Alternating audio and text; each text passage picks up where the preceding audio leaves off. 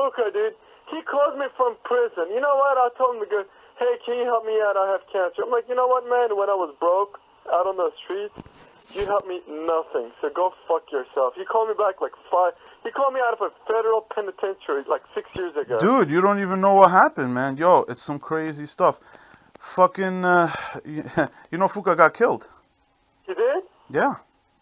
Dude, I'm not surprised. Who killed? I mean, you had any idea who did it? Yeah. You know, I went through the roughest times of my life down there.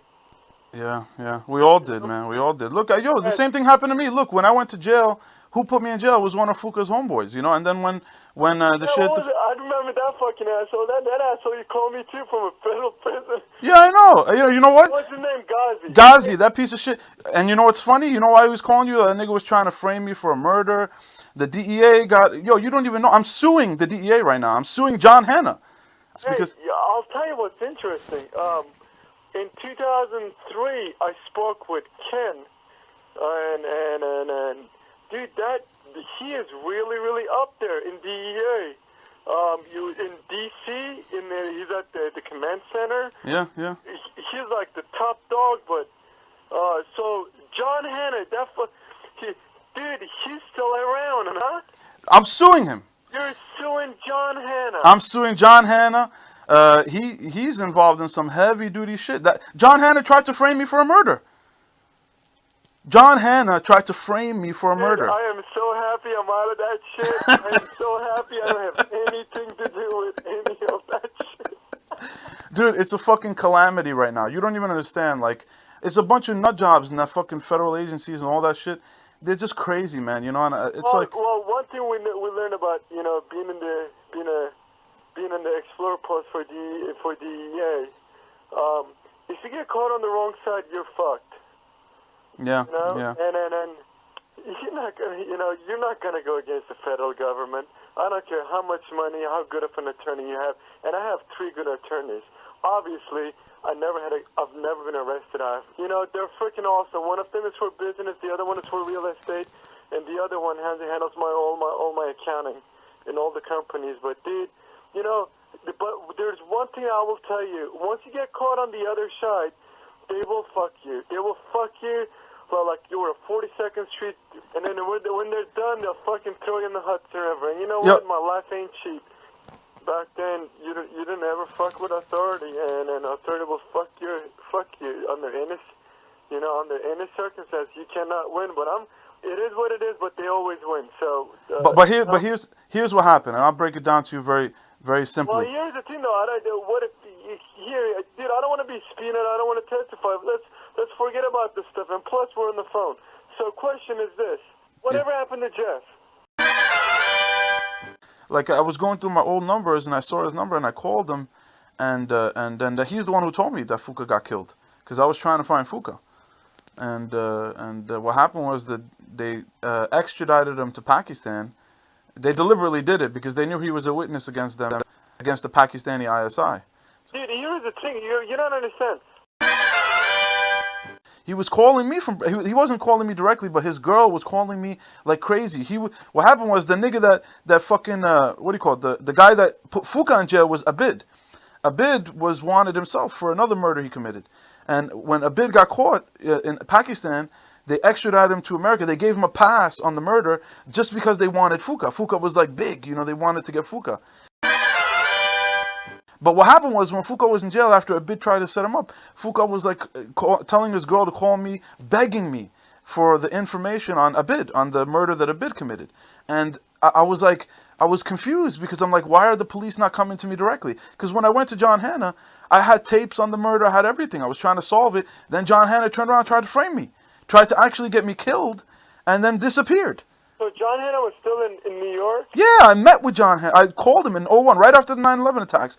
I called him right away. I'm like, yo, dude, I got to talk to you. It's mad important because remember, I was locked up with Sheikh Rahman.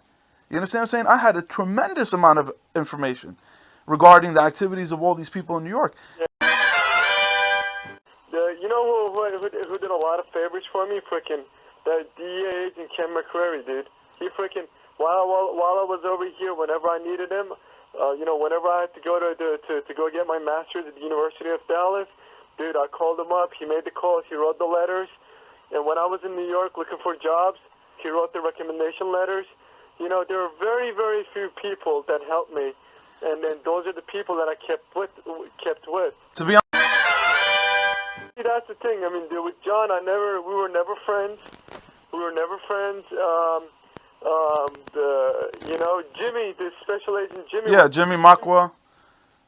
I don't remember his last name, but Jimmy Mokwa, Debbie Gibson, Bob Busky, you know, I remember them all. well, but obviously, whatever happened to what was his name, Mauricio. I mean, you told me Mauricio got killed. Yeah, he got killed too. I tried to, you know what happened in '96 when I got bagged? I was trying to get Mauricio in jail. I made tapes on Mauricio. I was trying to put him in jail because, like, everybody in New York wanted to kill him, and I'm the only one who knew about it. And the DEA wouldn't do it. They refused to do it. I mean, it was Why at that. would they? Who cares? I mean, that's the whole thing. That's one thing that I've gotten to be out of being an Explorer Post 9910 fucking Boy Scout. That's one thing that the DEA has taught me that I truly took with me forever, and I really cherish and I appreciate all those special agents for the work that they've done, which is don't ever get caught on the bad side. Once you get caught on the bad side, dude, it is fucking over. Your life, they will ruin your life. They'll treat you like shit. You know, it is what it is. And you know that they put the fear in me, and they didn't really put the fear in me by scaring me. They just showed me how they treat people that they caught on the other side. Yeah, yeah. We wanted to be cruel, and we did. I would say we pretend like doing stuff, but ultimately. Whatever I did try to do, 10 plus years ago, obviously statute of limitation kind of clears it, which under any circumstance, what I'm trying to say is, after being an Explorer Post agent, dude, the Explorer Post Boy Scout, seeing how it changes your life. Whatever happened to Yoon? Yoon, okay, so Yoon killed Raul. I think you know about that, right? Yoon is the one who killed Mauricio. And he eventually, he got caught right away. He got caught. He did it in North Carolina. He got caught right away. He went to jail. He came out. I still speak to him. He calls me every now and then, like he wants me to go work with him. He opened up a bunch of cellular phone stores in, I think, Baltimore, Virginia area. And he's just managing a bunch of cellular phone stores, and that's about it. Whoa. Yoon killed Mauricio? You didn't know this? Nah. Dude, this fucking newspaper articles, everything was in the fucking television news, and everything was a big thing down there in North Carolina. You have to understand, I sheltered my life. So what happened was, apparently, Raul, when I had already went to prison, Raul was already, he was dealing drugs, he had his connections in Florida, and he was taking his shit all the way down to New York, and he was making different stops, I guess, along the way. And one of the stops he made was in North Carolina. So when he went there, Yoon just, I guess, took the opportunity to kill him. And I guess try to rob him or some shit or whatever. And he cut off his head, okay? He threw his body in a lake, tied it down with a bunch of blocks. And what happened was 2 fishermen just happened to be fishing, and they found the body floated, and they got it while they were fishing. The body came up, and right away the police went. They found the Yoon was the guy who was meeting in North Carolina. They did an investigation right away. Boom, the whole thing collapsed. He admitted that he killed them. He admitted that he cut him into pieces and all this shit. And he went to jail. He was facing. I don't know how Yoon beat the case, because I'll tell you, in North Carolina it's a death penalty. It's a death penalty state. He was caught red-handed. But apparently, I don't know, he got a lawyer, and he eventually got a deal with the prosecutors. They gave him a 9.5 to 12. And I think he did about 10 years. And fucking kill Mauricio. Yeah, man. Yeah, man. Yeah, sad. It was very sad. Yoon was a very dangerous guy. Yoon killed many people. I'm the only guy who knows all the people he killed. But he killed at least 4 people that I know of, and he only got busted for that one. So, but that's his life. Yoon has to live with what he did, and he's got another judgment in the next life he has to deal with. I've forgiven him, I don't hold any grudge against him anymore. Dude, that is fucking sick, dude. That is fucking so sick. I can't believe you never heard this gossip. Fuka and everybody. If Fuka's calling you from the jail, I'm surprised he didn't mention it. Let me think about the other people who probably, let me think. Kenny. Remember Kenny? I remember Kenny. Yeah, Kenny. Okay, Kenny got bagged. They just caught him about in 2007. He got charged with half a ton of cocaine, and he's in jail right now. Kenny, that whole crew, all that crew, they're in jail. They all got bagged too by the DEA.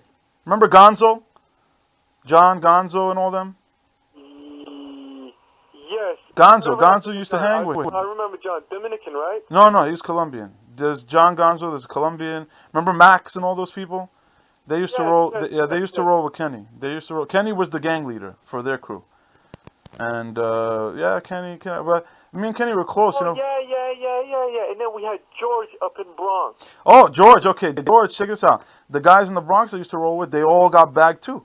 The guy's name, the main guy was Frank Masonette. Then there was Jimmy, Shorty, Tito. Yeah, I remember the name Frank. Yeah, okay. Frank was the main head. He got bagged in '97. He ended up getting life. They got him for like a bunch of murders, everything. He got life. Although Jimmy and the rest of them, I didn't see them get caught on that indictment. I'm sure they're either in jail or on other cases. I don't know their real names, so I could never locate them. George, last time I heard from George was right after I got arrested, pretty much. I haven't spoken to George in a while. I think he's probably dead by now because he was a heavy heroin addict and everything. Are you coming to Texas soon? All right, Killer? All right. Well, dude, but one thing for sure, you kind of scare me with how everything happened. I mean, people that I know, murdering each other, and like, dude, that's fucking...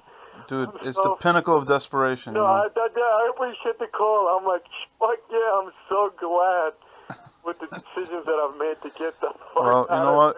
You're one of the blessed, I'll tell you that much. God, for whatever the reason, He wanted you to stay on this earth, and me too, If I had stayed down there, dude, I would have been fucked so hard. Yeah.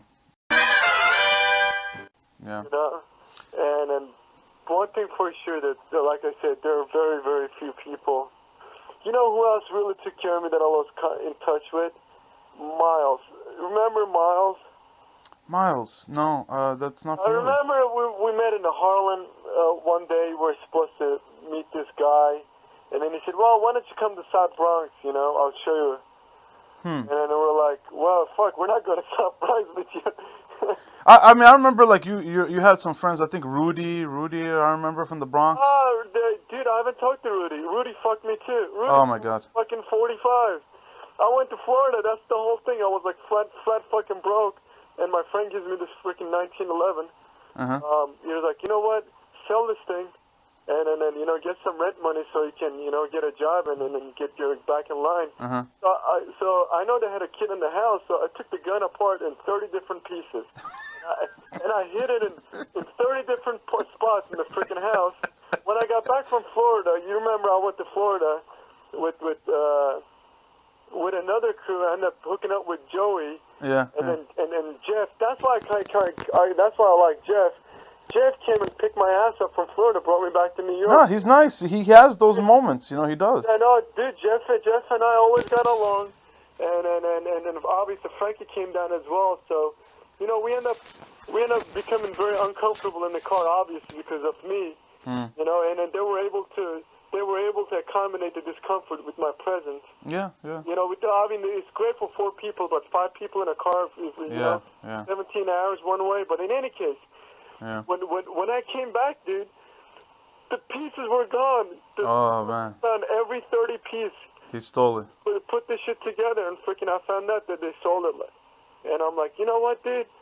I needed this, to make my shit happen. They're like, well, fuck you. You know what? All right, fuck you. That's stupid, man. What about Lenny? Did you ever speak to Lenny again? Remember Lenny? Dude, fuck that asshole. That's another bad person. Yeah, I remember the fucking DEA busted down his door to arrest him too. I think the that dumbass would go into a military base, dude. Yeah, he was stealing like God. M16s and shit, and he was fucking doing all kind of crazy shit. Shit that he did, dude. Could you know, after September 11, I hear all the shit that the government is doing to secure. And I'm like, man, Lenny wouldn't have gotten away with half the shit. Yeah. Half the shit. Dude, the nigga took a Humvee for fucking joyride through Manhattan. Who the hell can steal a Humvee and take it through? I mean, you don't know. One time we hung out, he picked us up on a Humvee, and you know, burning all red lights and everything. But in any case, one time we went to Coney Island Beach, and in he broke the transmission goofing around on the sand. He decided to drive backwards. I'm like, fuck you. I'm not getting in that thing. Well, I'm gonna do it. So he decided to drive backwards, and then obviously, you know, he got pulled over, got in trouble. And I mean, what a fucking weird, you know. Yeah, a lot of fucking crazy shit we witnessed, bro. Lenny, and you know, Joel. We had another guy, Joel. Joel was a six pup. You know, he shot a guy with my gun. When we stopped at a red light, a homeless guy comes in and it says, "Hey, how you know, you got any change?" The guy opens the windows and empties the freaking cylinder on the homeless guy's chest, and I felt like, dude, are you fucking kidding me? Oh my god. He was like, that was awesome. I'm like, are you sick motherfucker? What if the guy's gonna show up in a freaking some ER room? I mean, we had some sick pups with us, but yeah, man, I left at the right time. I'm so freaking happy. But one thing for sure, you can get in trouble hanging out with the wrong people. That's all I got. I've cut them all out of my life, man. I'm just about doing the right thing. I do my prayers, you know. I'm very, very. I tell you, I don't have very many friends. I have my girlfriend and just maybe less than 5 people that I talk to. And every now and then, you know, I might look for somebody. You know, that's the way I live. You know. Because they're all freaking dead or in jail. Yeah, basically. Yeah, basically. That is fucking crazy. Yeah, yeah. That is freaking crazy.